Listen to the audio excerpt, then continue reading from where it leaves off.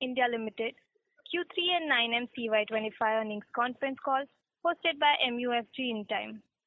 As a reminder, all participant line will be in listen-only mode and there will be an opportunity for you to ask questions after the presentation concludes. Should you need any assistance during the conference call, please signal an operator by pressing star then 0 on your touchtone phone. Please note that this conference is being recorded. I now hand the conference over to Mr. Sumit Khetan from MUFG in time. Thank you and over to you, sir. Good evening, everyone. I welcome you all to the earnings conference call to discuss Q3 and 9 months CY25 results of International Gemmological Institute India Limited. To discuss the results, we have from the management, Mr. Tehmasp Printer, MD and CEO, and Mr. Ishwar Iyer, CFO. They will take you through the results and the business performance, after which we will proceed for Q&A session. Before we proceed with the call, I would like to mention that some of the statements made in today's call may be forward-looking in nature and may involve risk and uncertainties. For more details, kindly refer to the investor presentation and the other filings that can be found on the company's website. With this, now I hand over the call to the management for their opening remarks. Thank you and over to you, sir. Thank you, Sumit. Good evening, ladies and gentlemen. I would like to welcome you all to the Q3 9 months year 2025 earnings call. I trust that everyone has had a chance to review our financials and investor presentations, which has been made available on both the stock exchanges as well as on our company website. It's a pleasure to connect with you all and share insights into our business strategy and outlook. I'm happy to report that the company has seen strong growth momentum across all its business segments in the Q3 of 25 as compared to the Q3 of 24.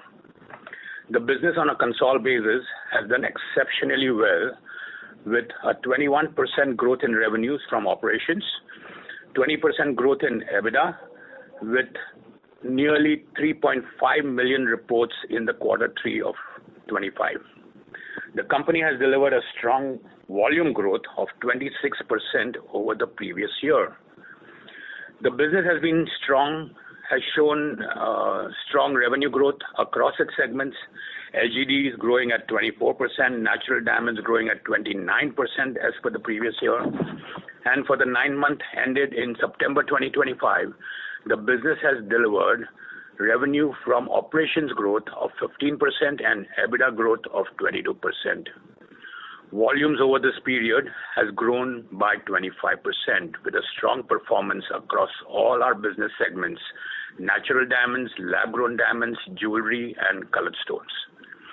Over the last 6 months, the industry has seen various macroeconomic challenges. There has been a significant policy disruption coupled with steep increases in prices of gold and silver. Despite these headwinds, the company continues to deliver strong revenue growth across all its categories. This quarter has seen significant action on the brand building front, with IGI being one of the sponsors for the Women's World Cup cricket team. This has been our first attempt to leverage our brand with a global tournament and build a connect with the consumers directly. By the way, you all are aware that the World Cup women's cricket has been won by India. Kudos to our India team, India women.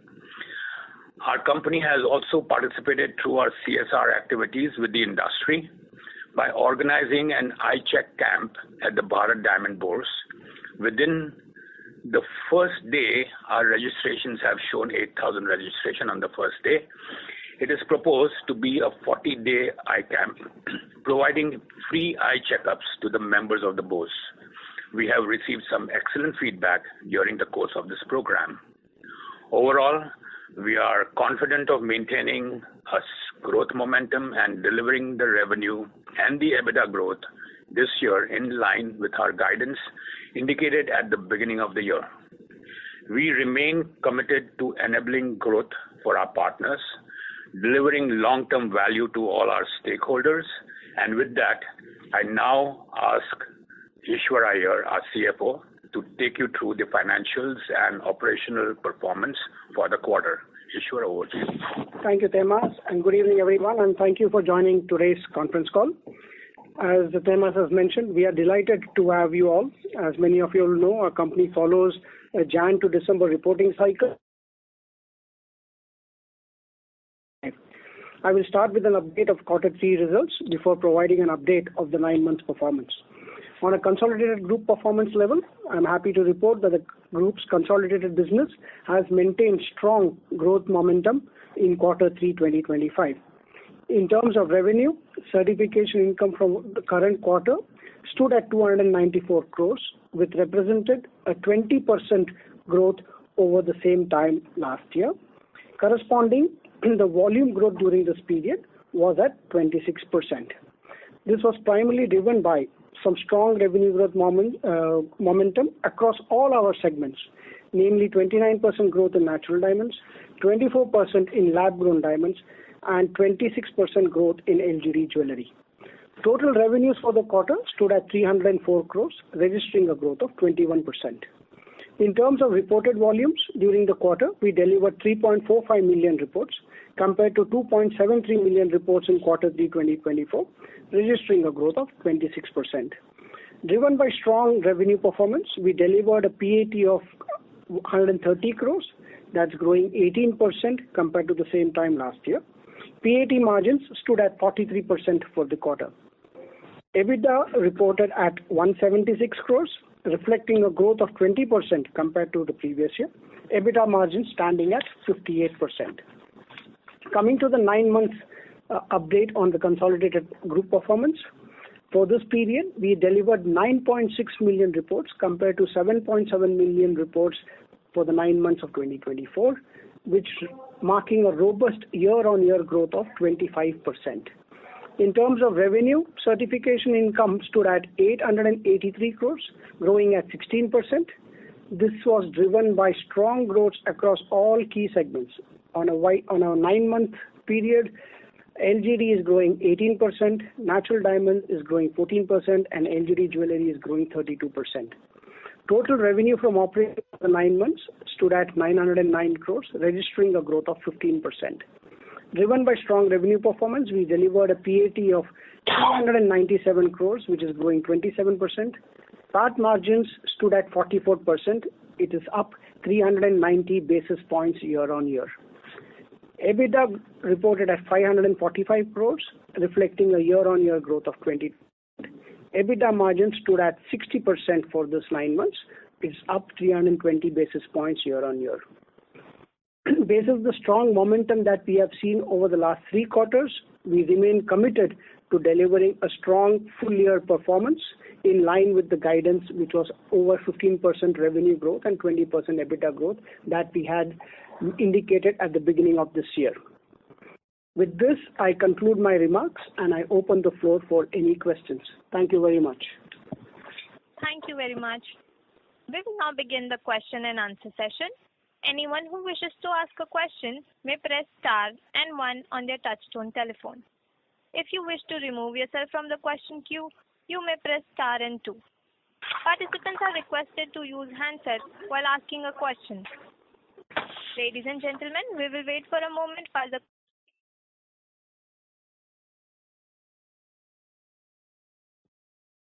We have first question from Harit Kapoor from Investec. Please go ahead. Yeah, hi, good evening. Firstly, congratulations on an excellent result, in a fairly challenging environment. I just had 2 or 3 questions. One was on this realization decline of about 5%. I think you mentioned in the presentation also that it was largely product mix led. But if you look at the performance of say natural diamonds and lab-grown diamonds, which have grown 29 and 24%, it's typically the jewelry segments which are slightly weaker on when they grow faster, the mix kind of deteriorates. So I just wanted to understand, whether there is a like-to-like pricing decline also in the quarter, and if so, how much that is. That would be my first question. Okay, Harit, I think very relevant question that you've asked. What we have seen during the quarter is a very high incidence of smaller carat size natural diamond and lab-grown jewelry coming in for certification. So that is the reason why you see that despite a 29% increase in natural diamond and lab-grown diamond, you're seeing a slight decline in ASP. Again, as driven purely by a change in the carat size that we are currently receiving. Got it. So, Eshwar, there is nothing. It's almost entirely. Yeah. Yes. So as we have been mentioning in the last couple of calls as well, I think there hasn't been any changes to pricing. We've seen a lot of stability in pricing over the last 3-4 quarters. So this is more in terms of segment mix within the segment, the product size mix. Very, very clear. Very clear. The second, question was on, the trends through the quarter. So, there was some of the checks that suggested that, maybe, pre the tariff, there would have been a very sharp pickup in growth as especially, of products going into the US because, as they wanted to kind of beat the tariff deadline. And then post that, it would have been a bit slower. Just wanted your assessment of how it's panned out through this period of time. It's been fairly consistent, or it's been a bit lumpy, and just wanted your thoughts on that. The growth. I think, Harit, our volumes over the last 3 quarters have been more or less consistent. And I'll just read out some numbers which is in the public domain. Quarter 1 we did some 3.1 million reports. Quarter 2 was 3.03, and in this quarter is 3.45 million reports. So from a volume standpoint, we have been, we haven't seen any massive ups or lows as far as consistency of grading is concerned. Obviously, the tariffs kicked in during the later half of the quarter, which also coincided with the Diwali period in India. So we've seen some significant ramp up of demand driven by the Diwali quarter impact as well, as far as jewelry is concerned, etc. But having said that, obviously the tariffs are in. As we speak, the tariffs are on. So we continue to evaluate for any supply chain changes that may be occurring. We obviously, with IGI having its presence in many geographies, it is possible that in case there is any shift from a supply chain standpoint, I think we are well positioned to leverage that in terms of ramping up capacity in some of the other locations, be it Dubai or Hong Kong or Turkey, etc. So from that standpoint, we are keeping our eyes and ears open. And in case of there are any dynamic changes, we would be obviously ensuring that we are up to the task in terms of ramping up our capacities elsewhere. And just to add to what Eshwar has said, this is a printer here. Yes. Our domestic market consumption is extremely strong, and we are very predominant in the domestic sector. So tariff has virtually no significant or no major impact, no impact at all on the domestic sector.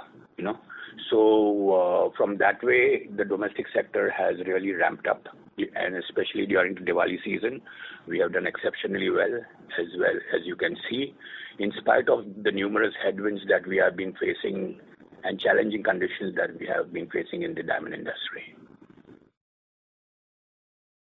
Got it. And the last bit is, if you look at your guidance, you've hit your 9-month number is in line with your revenue kind of guidance, and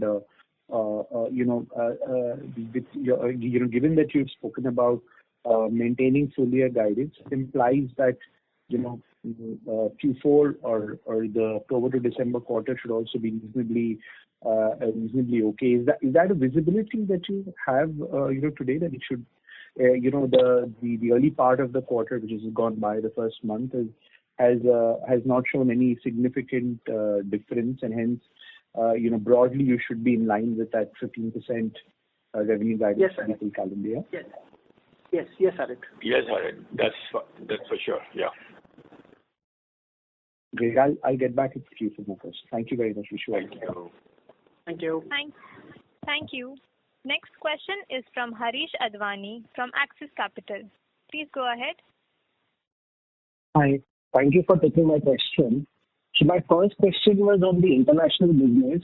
So while we continue to see some stress out there with growth at about 6% in revenue terms, but within this, how should we look at it? How much of an impact are you seeing from tariff in some of these geographies, and which are the markets which are doing better, and which are the markets which are seeing some stress? If you could, tell me about this in the first question. Okay. I think in line with what we have discussed in the previous 2 quarters, the trends in the Netherlands holding, which has Dubai and China under it, they are continuing to perform extremely strong. Obviously, we have had headwinds in both the European market as well as US market. So that hasn't changed significantly in quarter 3. So most of the performance in the subsidiaries is driven by some excellent performance in the Middle East and in the China market. Okay. Just to follow up on that, so when you say they're doing significantly better, can you kind of quantify to a certain extent, like 1.5x or 2x more than what the overall reporting is for the international? No, see, the Netherlands business is growing at around 20% revenues, but we've seen softness in the Belgium and the US entity. So that is the way it stands, and it remained more or less consistent with the earlier 2 quarters as well. Okay, got it. And a similar question on India as the earlier participant. So while we knew that tariff was going to be increased from a certain date, did we see anything on the LGD part of it in terms of our customers asking for any ASP related cuts, or that continues to be at the current pricing as the current quarter or the last quarter? Yeah, so in line with whatever we just mentioned to the earlier question, we are seeing a lot of stability in pricing. There has not been any significant change in this quarter. Yes, I mean, this LGD in fact has helped the diamanter to keep their factories running, and on the domestic demand is pretty evident, as we have already related. And overall, the impact of tariff on certification is quite insignificant. So we, as you can see from our results, we really haven't made any, tariff really hasn't made any impact on our revenues. In fact, it has increased our revenues on the domestic and other markets. Okay, perfect. So then there would be those seasonal related vagaries which happen, but nothing for tariff. Okay, thank you.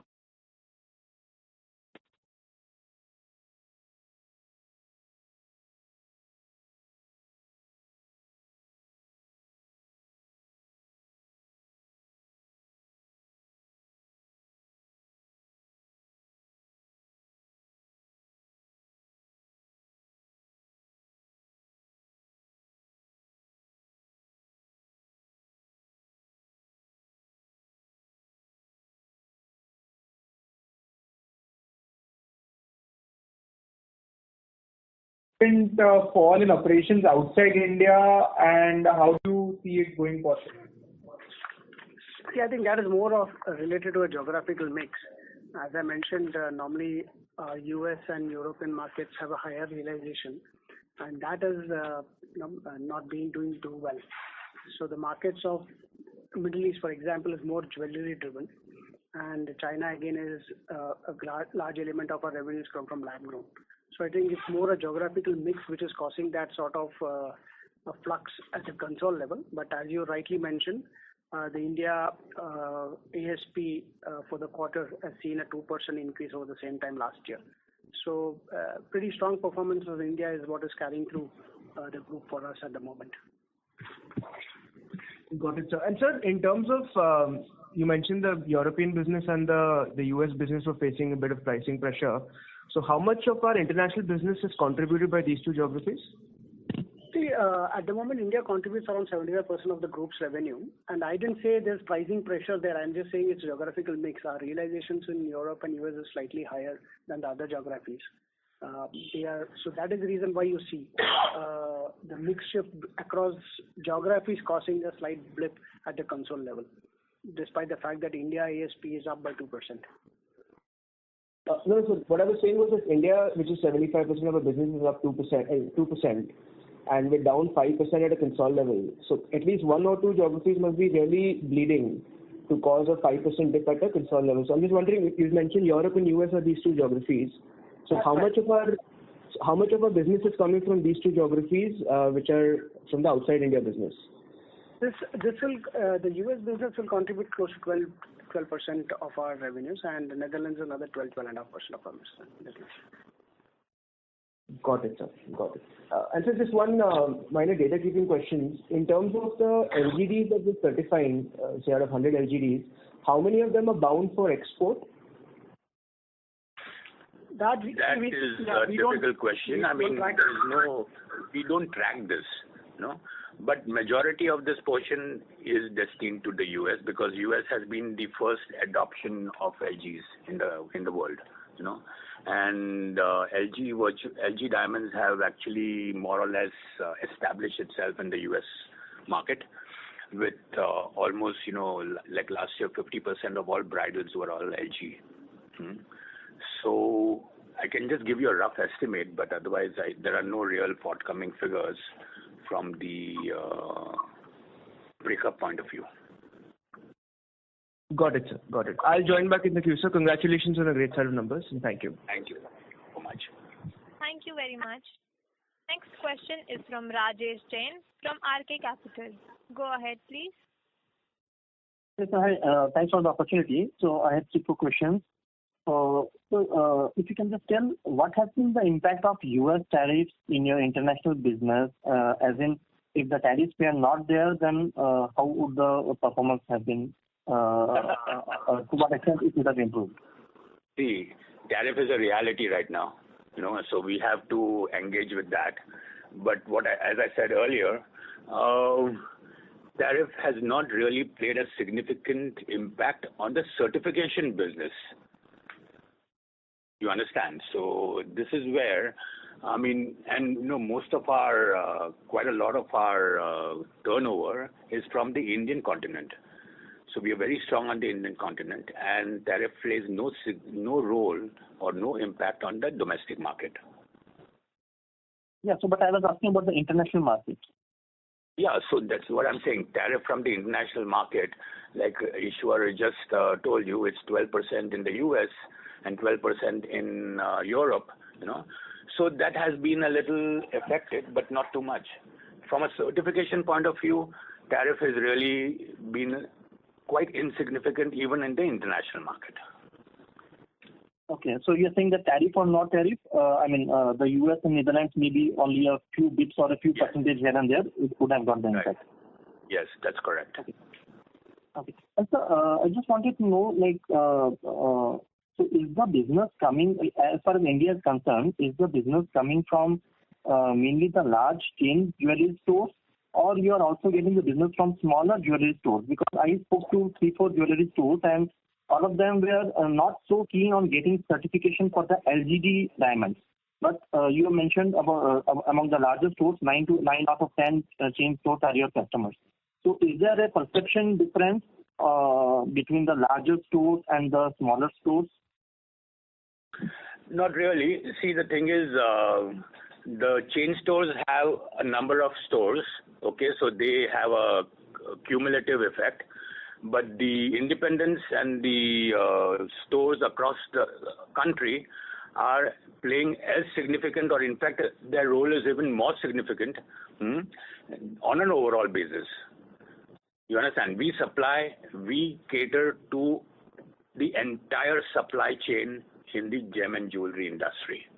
Right from the manufacturer to the wholesaler to the trader to the manufacturing of the jeweler to the jewelers to the retail shops, online, offline. So we are holistically available for all the stakeholders in the gem and jewelry sector. Okay, so you're saying that the demand is equally strong from the smaller and independent one-shop kind of stores. The demand is equally strong from them also. Yes, actually, there is nothing called smaller. I mean, in that locality, that guy is big. I mean, he may not be in Bombay, but if he's sitting in Raipur, he's a big guy. Okay.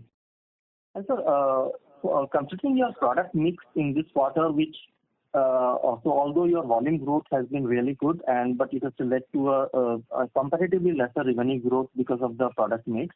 So on a full year basis, like what kind of blended product mix? So if there was supposed to be, let's say, 20% increase in volume on a full year basis, so can it lead to a 20% increase in revenue, or the revenue is likely to be always lagging the volume growth? See, it's okay. I think this we've discussed in the last 2 quarters. Obviously, the first quarter we were cycling a large decline of ASP last year. But after in the last 2 quarters, our revenue growth and and the revenue growth versus the volume is more or less the same. Give or take a couple of percentage points here or there. I think so that way there's a lot of stability in pricing. A little bit of mix interplay can happen, but it's not going to be very significant. Okay. And so when can we expect your international subsidiaries to contribute meaningfully to the bottom line? In how many years? We need to realize there are a couple of things that we keep in context. That 9 out of 10 stones which get polished and manufactured and polished happens here in India. So India is the hub as far as global supply chain is concerned, as far as polished stones go.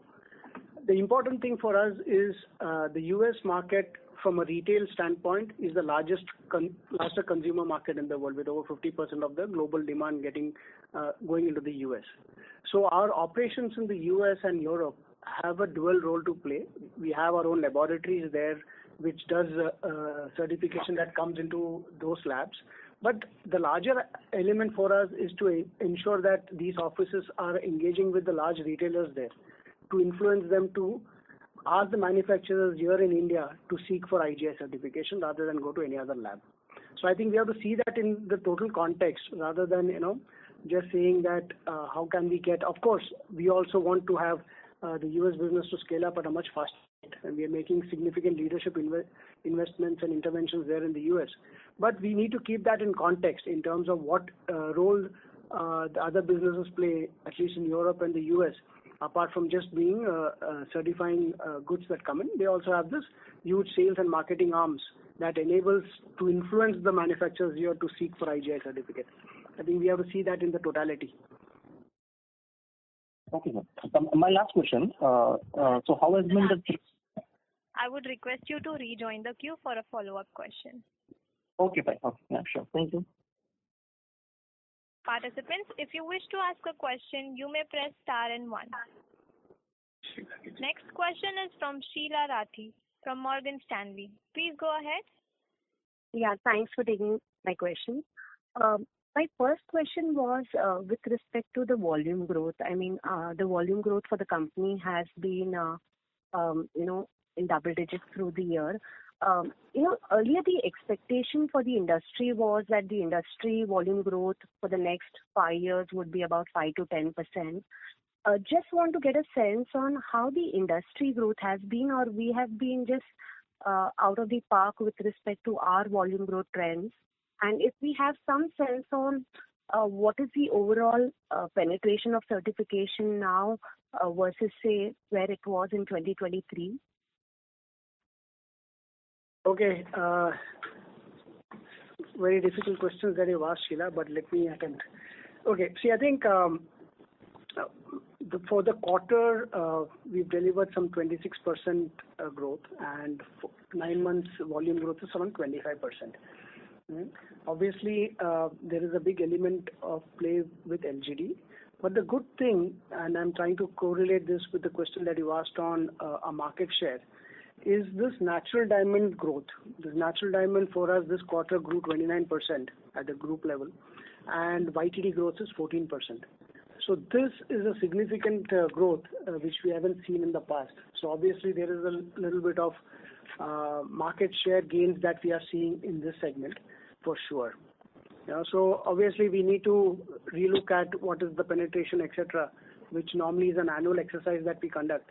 But when we were filing during the DRHP time, I think we had estimated some 65-70% to be the penetration as far as certification goes into the versus the overall market. So that how has that needle moved is something that is not readily available to us. But from a company standpoint, I think the strong performance in Hindi probably correlates to the fact that we are starting to gain some share as far as natural diamond certification is concerned. And that would apply primarily for India, right? India plus the majority would be in India, but it would be across the globe. Yeah. Okay. So fair to say that the competitive landscape is very much stable for us. In fact, it is in favor for us at this point of time. Yes. Yep. Thank you. Yes. Okay. And my second and final question is with respect to, somewhere I heard in the earlier responses that we are now having more low carat diamonds. Is that, and that was the reason why realizations are also lower. Is it to do with natural diamonds or lab grown diamonds where we are doing certification for natural diamonds? So hitherto the mix of less than, the mix was more than 3 carat diamonds was about 5% for us from a mix perspective. Now, how has that mix changed now? I mean, it's more moving towards less than 3 carat, or how is it? If you could just quantify that. It's not on the single solitaire basis. What we are speaking about is on the jewelry. Earlier, the jewelry piece used to carry, say, 1.5 carat diamonds. Now, this average jewelry piece is carrying about a carat plus. You understand? So the size of the jewelry piece, where diamonds are concerned, has somewhat been decreased, but the quantities have increased. So that is the mix that you are talking about. Okay. It's not a lower caratage in the loose stones, in the loose diamonds. That remains more or less the same. Understood. Just one more question here. With respect to, Timash, you also talked about, we being a, large part of our customer base is domestic. Just want to understand has our domestic, we cater to the domestic market. Yeah. So has the profile of our customer base changed in the last 12 months? I mean, have there been new customer additions? Because, there are a lot of D2C players getting into the LGD space. So if there is any change we have seen? No, so what we see changes, going into the second and the third tier cities. So we are gaining grounds there. We are going inroads into India. And also, the LG jewelry space is also rapidly increasing even in India. So these are the two aspects that we can see where our growth is coming from. Understood. All right. Thank you. Thank you, Ishwar. Thank you, Timash. Thank you, Sheila. Thank you very much. Participants, if you wish to ask a question, you may press star and 1. Next question is from Rajesh Jain from RK Capital. Go ahead, please. Yeah, thanks, sir. So I had 2 more questions. So one is that how has been the trend so far in October and November compared to the previous quarter? I think that is early days, and we wouldn't want to, give you something forward-looking, etc., specifically for the quarter. As we have indicated, we are confident of delivering the 15% revenue growth and 20% EBITDA growth, which we had, which was our guidance at the beginning of the year. So we are not seeing any difference in the business as we speak. Okay. And on a long-term basis also, do you think this same 15% revenue and 20% EBITDA is sustainable beyond this financial year? See, again, the industry is obviously going through a major shift with the introduction of lab-grown diamonds. And this has been, this has played out over the last 8-9 quarters in terms of lab-grown actually propelling the industry forward. And again, we believe that this is just the beginning of the trend, and this lab-grown evolution is just on. So I don't think there should be any should be a bottleneck over the next 3 to 4 years as far as this industry for lab-grown is concerned. So the long-term outlook for us is pretty positive in terms of what we will therefore, so to say, over the next 3 to 4 years. Okay.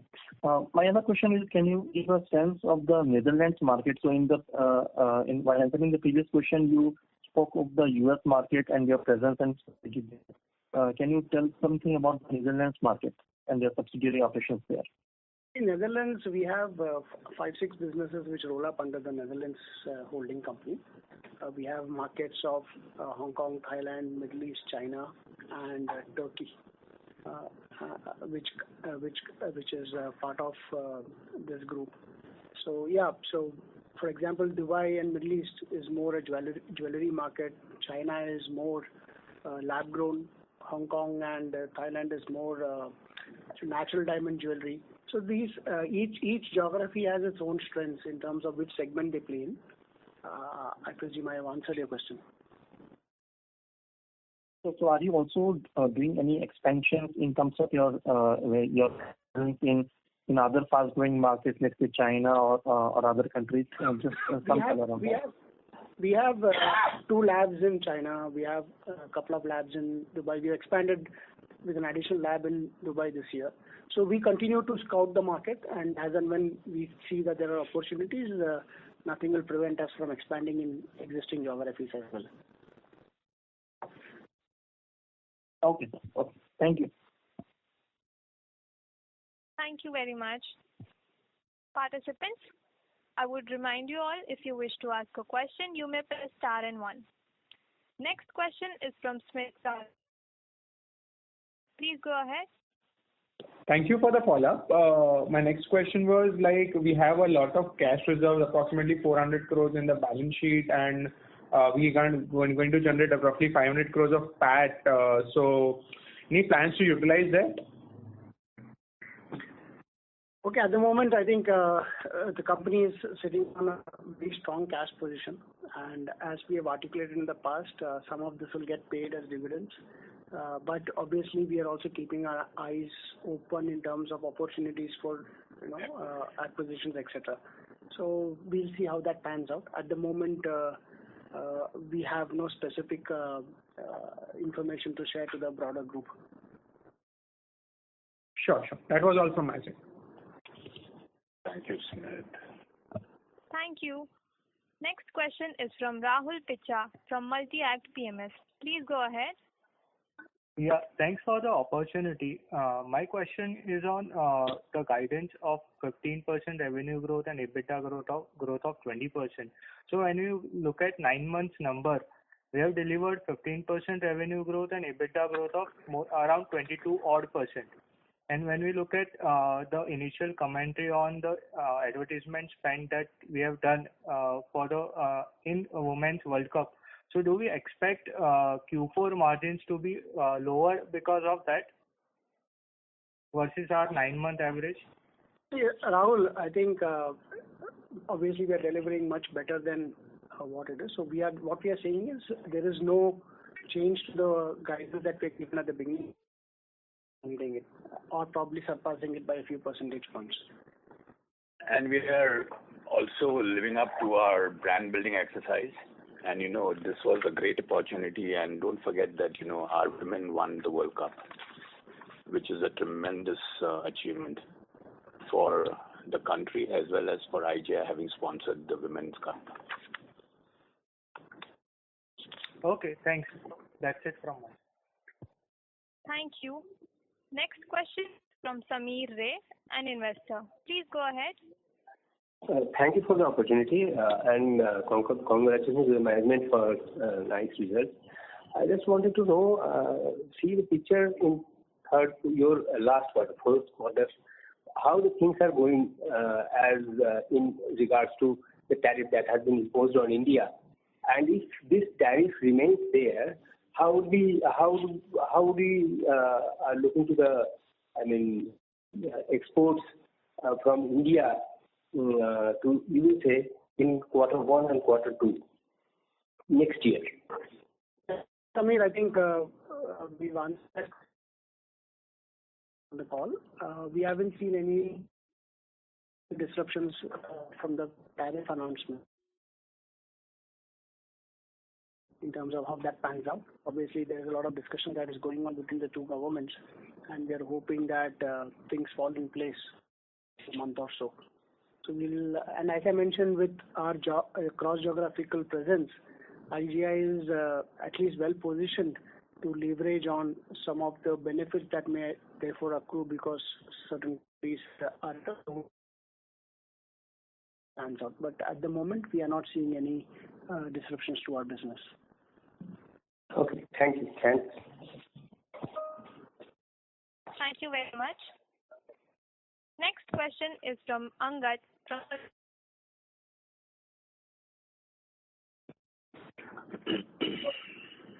Hi, thank you for the opportunity and congratulations for the good set of results. Thank you.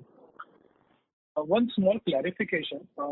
In December, our parent company had created a pledge in the promoter entity. Just wanted to understand, is it still there or have we? No, I think that has been clarified. You can look at our latest clarification that we have given both to BSE as well as NSE. There is absolutely no pledge on IGI shares by the parent entity. Got it. Thank you so much. Thank you. Next question is from Jayesh Shah from Om Portfolio. Please go ahead. Hi, thanks for the opportunity. Sir, expenses, are they already in the P&L in the 9 months or you would expect something to come in even in the following quarters? It's been split between the 2 quarters actually. It's not can you quantify the amount? It's not significant. I don't think it's going to be it'll move the needle as far as. This is more a brand building exercise.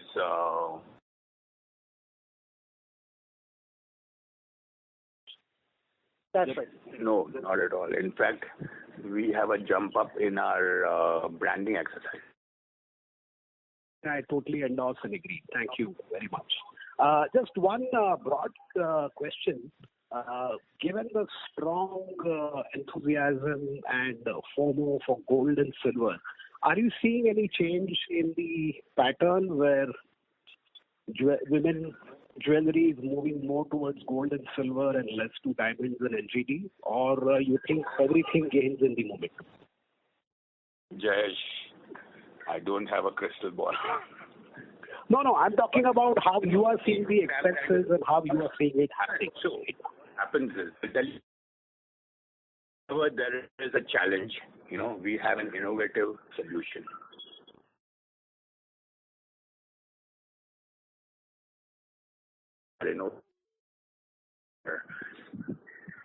Practicality to combat any such challenges that we receive, and we will continue to see, in last.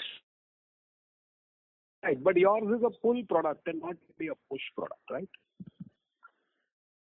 So it's like if there is a jewelry demand, then they need certification. But I'm just saying that whether the jewelry demand, are you seeing that it is shifting more to gold and silver than on diamonds? Or you think the studded one is going equally strong and hence you're not seeing it? Equally strong. We didn't see that.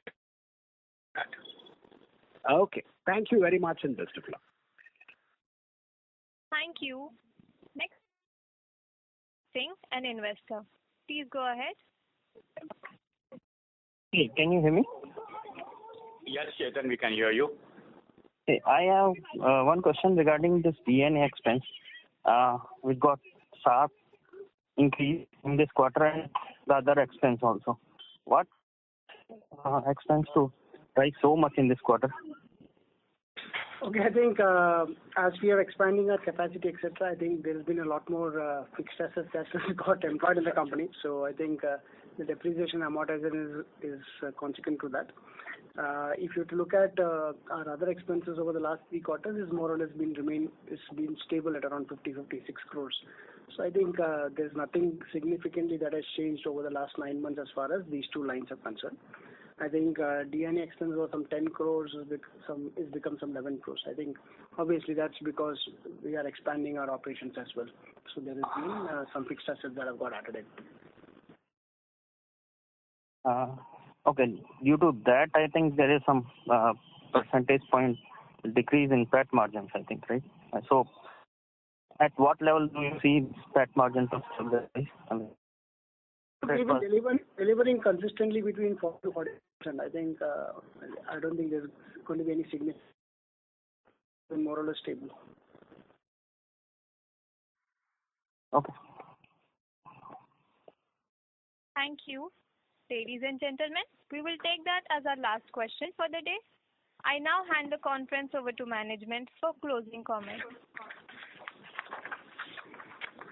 Thank you everybody for taking your time. It's a pleasure as always to interact with all of you, and we look forward to seeing you all when we announce our full year results in probably a couple of months' time. Thank you very much for the call. Thank you so much. You're welcome, sir. On behalf of International Gemmological Institute India Limited, that concludes this conference call. Thank you for joining us. You may now disconnect your line.